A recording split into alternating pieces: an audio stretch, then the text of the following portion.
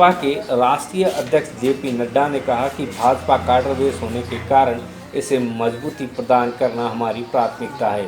इसलिए हमें सक्रिय बूथ, पन्ना प्रमुख व सशक्त मंडल तीनों को मजबूत करना है।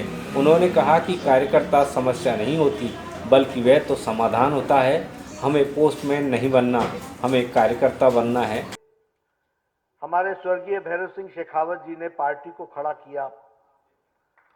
किस तरीके से उन्होंने, जब यहां नाम लेवा नहीं था तो जनसंघ का दिया जला करके गांव गांव, घर घर, शहर शहर, डगर डगर घूम करके उन्होंने दिया जलाया और उसी दीपक से बढ़ते बढ़ते आज भारतीय जनता पार्टी का यह स्वरूप बना है।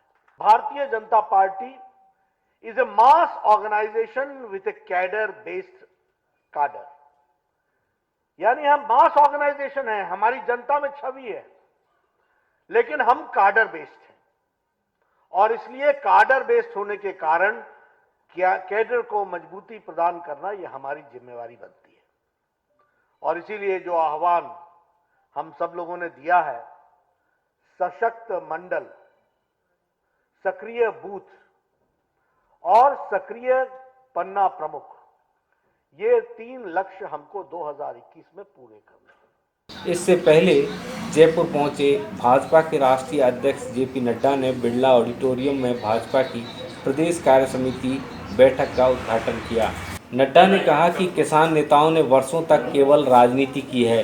यदि कोई काम किया है तो पीएम मोदी ने किया। आज किसानों के लिए जो रिफॉर्म किए गए हैं वे किसानों की तकदीर व तस्वीर बदल देगा।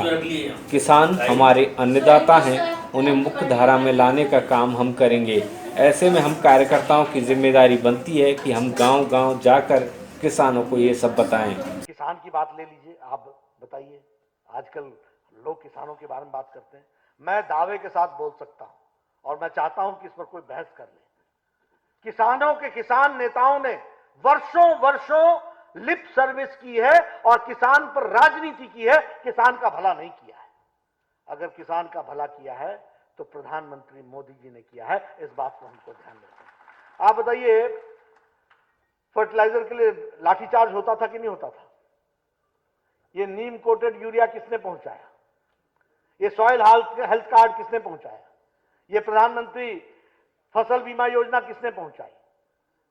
और ये हमारे अपने प्रधानमंत्री किसान सम्मान निधि 11 करोड़ किसानों को ये काम किसने पहुंचाया है? और ये जो रिफॉर्म्स है, ये रिफॉर्म्स किसान की तस्वीर और तकदीर बदलेगा, इस बात की हमको गारंटी है। और उसके बावजूद भी प्रधानमंत्री ने कहा हम बातचीत के लिए तैयार हैं। प्रधानमंत्री जी ने कहा कि ये ऑप्शनल है, करना चाहो करो, न चाहो न करो, ये तुम्हारी मर्जी है। लेकिन मैं आपसे पूछता हूं, मैं सबसे पूछता हूं, बताओ रिफॉर्म्स में कौन सी चीज है?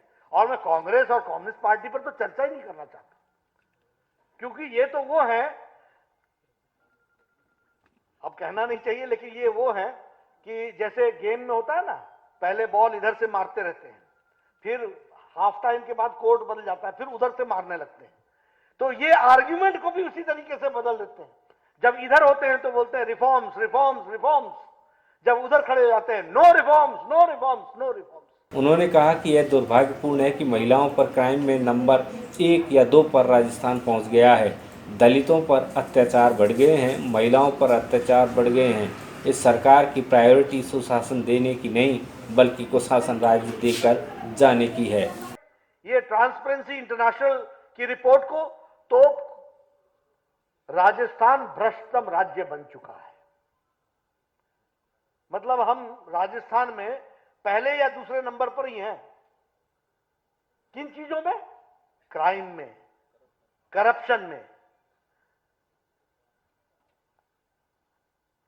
अच्छा नहीं लगता, लेकिन दुष्कर्म और रेप में नंबर 1 राजस्थान खड़ा है क्राइम रिकॉर्ड के अनुसार। रेप्स में ये महिलाओं की स्थिति आकर के खड़ी हो गई है। और ये क्यों हो रहा है, इसको भी समझिए। जब राज्य करने की प्रायोरिटी नहीं होगी तो राज्य होगा कैसे? मेरा चार्ज है कि वर्तमान सरकार, गहलोत सरकार का प्रायोरिटी सुशासन देने का नहीं है, प्रायोरिटी कुशासित राज्य के रूप में बढ़ने का है, इसको हमको समझना चाहिए। प्रदेशाध्यक्ष सतीश पूनिया ने अपने संबोधन की शुरुआत में ही पूर्व सीएम वसुंधरा राजे की जमकर तारीफ की। जेपी नड्डा के स्वागत के लिए एयरपोर्ट पर पहुंचे भाजपा नेताओं में शुरू में गुटबाजी दिखी। वसुंधरा राजे और उनके समर्थक नेता पहले अलग खड़े हुए। सतीश पूनिया, गुलाब चंद कटारिया सहित उनके खेमे के नेता अलग। जैसे ही नड्डा एयरपोर्ट पर आए, पहले अलग अलग गुटों में दिख रहे नेता एक कतार में आ गए। नड्डा के आते ही सभी गुटों के नेता एकजुट दिखे। पार्टी के भीतर जारी गुटबाजी और उपचुनावों के लिहाज से भी नड्डा का दौरा अहम माना जा रहा है। प्रदेश कार्य समिति की बैठक में जिस तरह से नड्डा ने पूर्व सीएम वसुंधरा राजे और प्रदेश अध्यक्ष सतीश पूनिया को एक मंच पर एक साथ लाने का प्रयास किया, उससे कहीं न कहीं ये कयास लगाए जा रहे हैं कि भाजपा प्रदेश में होने जा रहे 4 सीटों पर उपचुनाव के मद्देनज़र पार्टी में एकजुटता का संदेश देना चाहती है।